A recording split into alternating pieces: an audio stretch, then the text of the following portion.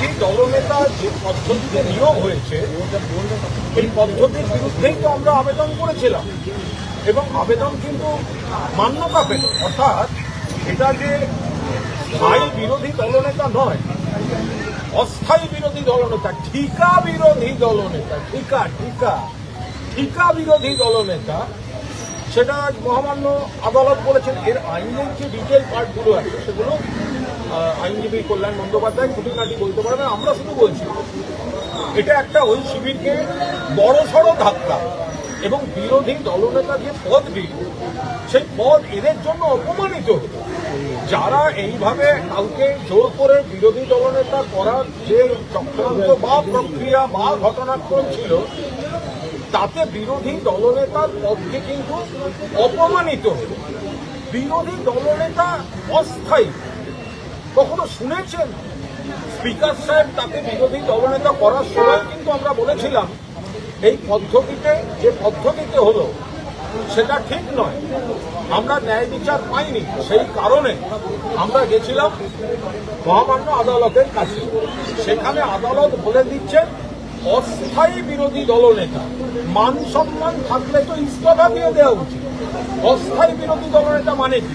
ঠিকা বিরোধী দলনেতা মানে কি? যারা ওনাদের সঙ্গে আছেন তাদেরও ব্যাপারটা ভেবে দেখা উচিত যে এটা কি হচ্ছে, এটা কি, যে এটা কি বিরোধী দলনেতা পদটা কিরকম ছেলে খেলার জায়গা? এতখানি অসম্মান। অর্থাৎ তিনি যে স্থায়ী হওয়ার উপযুক্ত নন তাকে অস্থায়ী বলে দিয়ে সেটা প্রমাণ করে দিলেন। স্পিকার ওনাকে পুরো ঘর দিয়ে দিয়েছিলেন, বিরোধী দলনেতার সুবিধা। তাই স্পিকার এবার অস্থায়ীকে পুরো ঘর দেবেন না অর্ধেক ঘর দেবেন?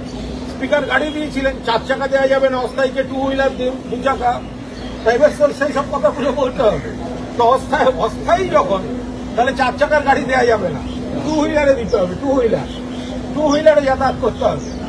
আমার বক্তব্য হচ্ছে এর আইনি খুঁটিনাটি কল্যাণ বন্দ্যোপাধ্যায় বলবেন, কিন্তু বিরোধী দলনেতাকে বিজেপি কি চেয়েছে? তারা সরকার গড়েছে নির্বাচন কমিশনের সহায়তায়, আর ভেতরে স্পিকারের চেয়ারকে ব্যবহার করে এইভাবে বিরোধী দলনেতা কাউকে করে দেওয়া হলো। আমরা বলছি, রীতি বলছে যে মাদার পার্টি তারা পরিষদীয় দল ঠিক করবেন। এখানে এটা মুখ্যমন্ত্রীর পদের মতো আস্থা ভোটের বিষয় নয়।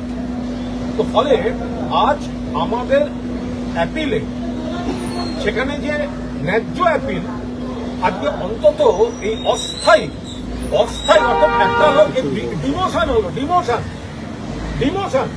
একজনকে পদে বসিয়েছিলেন স্পিকার, মহামান্য স্পিকারেরও তাকে পুরনো সম্মান জানিয়েও বলছি, এটা কি স্পিকার পদের জন্যও খুব সম্মানজনক হলো? আপনি প্রথম স্পিকার হয়েছেন, আপনি কাউকে করে দিলেন, এবার কোর্ট বলছে তিনি অস্থায়ী। অর্থাৎ আপনি যাকে স্থায়ী করেছিলেন কোর্ট তাকে ডিমোশন করে দিল। ডিমোশন বললো ঠিকা বিরোধী দলনেতা।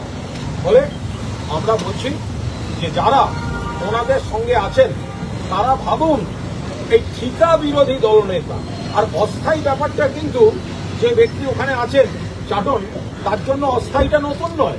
সিপিএমেও উনি অস্থায়ী ছিলেন, তৃণমূলেও উনি অস্থায়ী ছিলেন, বালুরঘাটের নম্রতা দপ্তর জীবনে উনি অস্থায়ী ছিলেন। ফলে এই অস্থায়ী ব্যাপারটা ওনার কাছে নতুন নয়।